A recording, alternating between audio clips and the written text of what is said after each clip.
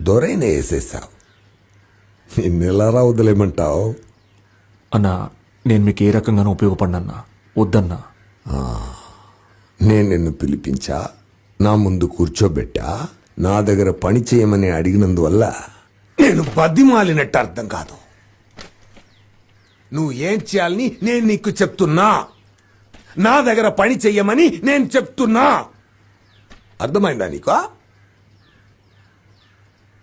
అన్నా, దొరన్నను నేను చంపలేదు. అవునయ్యా, నీ చంపలేదా? ఒకవేళ దొరన్నను చంపింది నేనే అయితే ఆయన్ని చంపి నాకు మిమ్మల్ని చంపడానికి ఎంతసేపు అన్నా? యాక్షన్ చెప్పండి.